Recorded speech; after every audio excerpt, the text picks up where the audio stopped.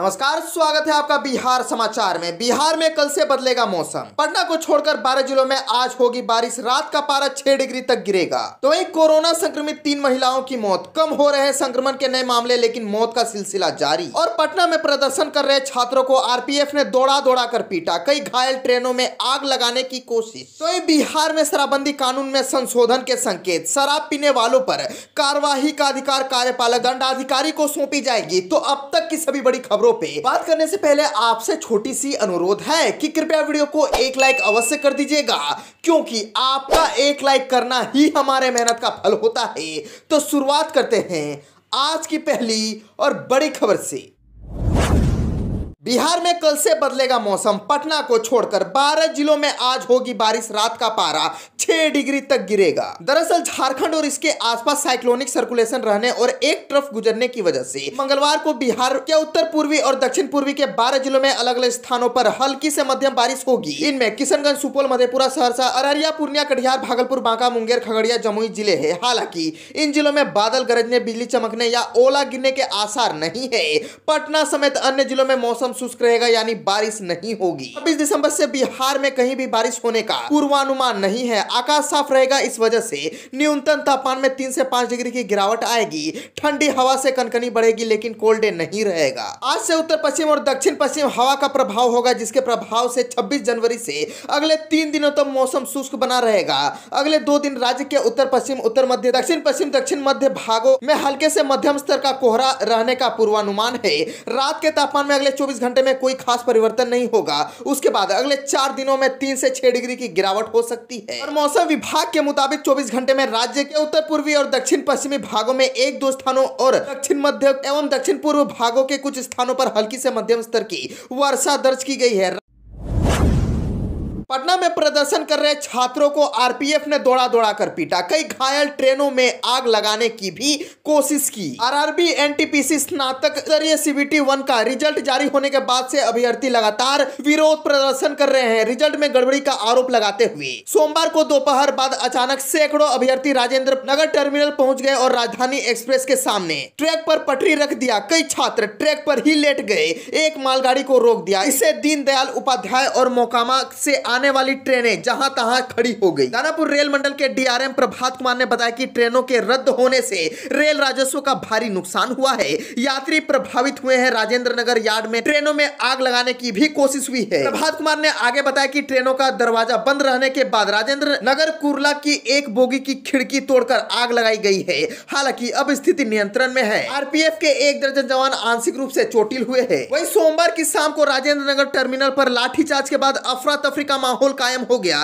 कई छात्र बुरी तरह से घायल भी हो गए। आंसू गैस के गोले दागे जाने के बाद हंगामा मच गया। कई छात्रों के पैर और हाथ में गंभीर चोट लगी है। प्रदर्शन कर रहे छात्रों का आरोप है कि आरपीएफ और पुलिस के जवानों ने छात्रों को दौड़ा दौड़ा कर पीटा। कोरोना संक्रमित 3 महिलाओं की मौत। कम हो रहे संक्रमण के नए मामले, लेकिन मौत का सिलसिला अभी भी जारी है। दरअसल कोरोना का आंकड़ा भले ही कम हो रहा है, लेकिन मौत का खतरा नहीं टल रहा है। राज्य में हर दिन मौत के आंकड़े डराने वाले आ रहे हैं। सोमवार को एक बार फिर पटना एम्स में भर्ती 3 संक्रमितों की मौत हुई है, जिसमें सभी महिलाएं हैं। मौत का कारण कोरोना से शरीर में मल्टी ऑर्गन का फेल होना बताया जा रहा है। सोमवार को 1821 नए मामले आए और 4829 ठीक हुए। बिहार में अब एक्टिव मामलों की संख्या 14,833 हुई है। तो वहीं बिहार में संक्रमण की दर 1.73% हो गई है और 24 घंटे में बिहार में 1,05,268 लोगों की जांच हुई है। पटना में 24 घंटे में 2,731 लोगों की जांच में 224 नए संक्रमित पाए गए हैं। कोरोना के नए मामलों में पटना से लेकर अन्य जिलों में भी कमी आ रही है। पटना में 24 घंटे में 224 नए मामले आए हैं, जबकि भागलपुर में 185, बेगूसराय में 113, पूर्णिया में 120, सहरसा में 103, समस्तीपुर में 102 नए मामले सामने आए हैं। नए संक्रमण के मामले में बिहार देश में 21वें नंबर पर है। स्वास्थ्य विभाग का कहना है कि नए संक्रमितों से स्वस्थ होने वालों की संख्या अधिक हो रही है। बिहार में 24 घंटे में 4,829 लोगों के स्वस्थ होने से अब कुल ठीक होने वालों की संख्या 7,86,317 हो गई है। रिकवरी रेट भी अब बढ़कर 96.68% हो गई है।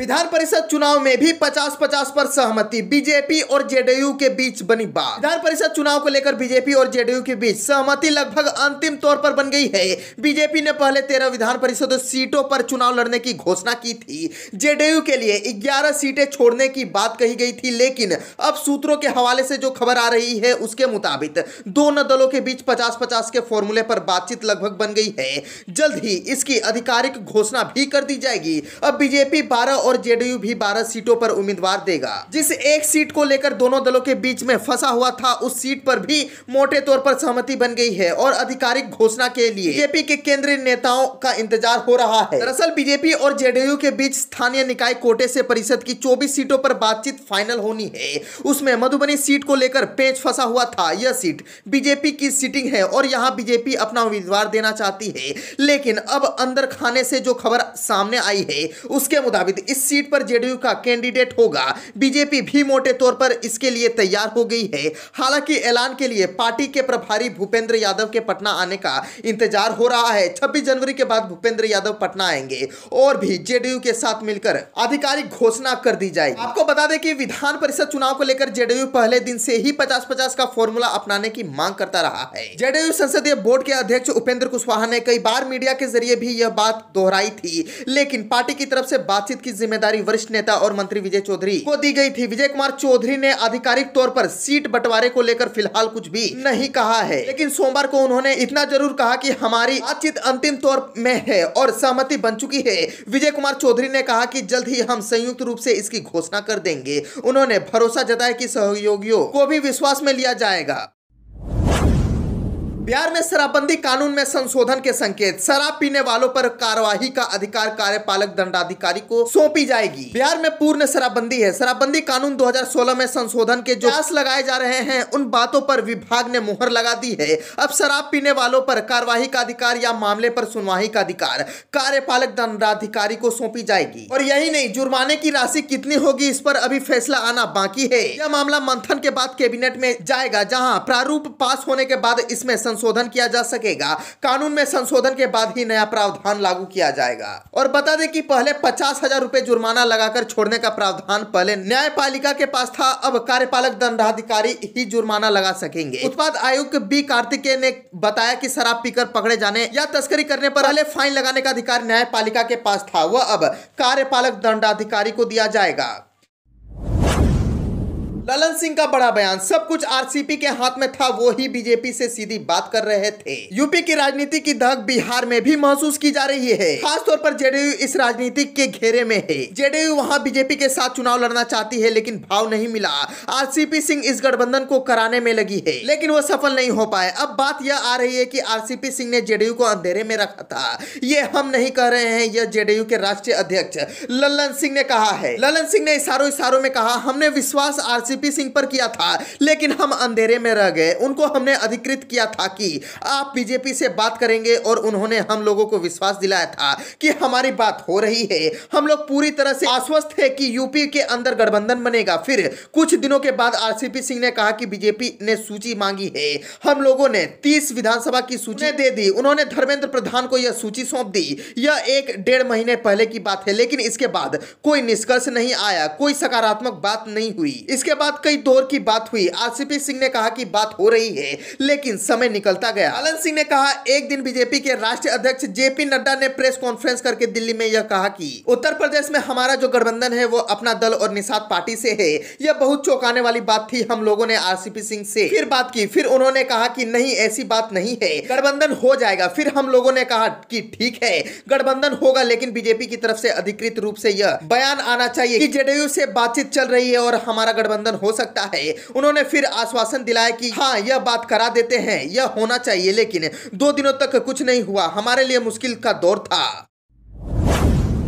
बीजेपी प्रदेश अध्यक्ष बोले, बिहार को तभी मिलेगा विशेष राज्य का दर्जा जब जेडीयू के राष्ट्रीय अध्यक्ष करेंगे काम। दरअसल जेडीयू के राष्ट्रीय अध्यक्ष समेत अन्य नेता सोशल मीडिया पर प्रधानमंत्री नरेंद्र मोदी से बिहार को विशेष राज्य दर्जा दिए जाने की मुहिम चला रहे हैं, जिसकी वजह से बीजेपी काफी असहज महसूस कर रही है। बिहार को विशेष राज्य का दर्जा दिए जाने को लेकर बीजेपी और जेडीयू के बीच जबरदस्त बयानबाजी चल रही है। इसी कड़ी में बीजेपी प्रदेश अध्यक्ष डॉक्टर संजय जायसवाल ने जेडीयू के राष्ट्रीय अध्यक्ष ललन सिंह को एक अजीबोगरीब सुझाव दे डाला है। संजय जायसवाल ने कहा है कि बिहार की तरफ झारखंड, उड़ीसा, आंध्र प्रदेश, तेलंगाना और छत्तीसगढ़ जैसे राज्यों भी विशेष राज्य के दर्जे की लगातार मांग करते आए हैं और अगर जनता दल यूनाइटेड के शीर्ष नेताओं को लगता है कि बिहार को विशेष राज्य का दर्जा दिया जाना चाहिए तो ललन सिंह को इन राज्यों के मुख्यमंत्री के साथ मुलाकात कर लामबंद करना चाहिए और केंद्र सरकार से मिलकर विशेष राज्य के दर्जे की मांग करनी चाहिए।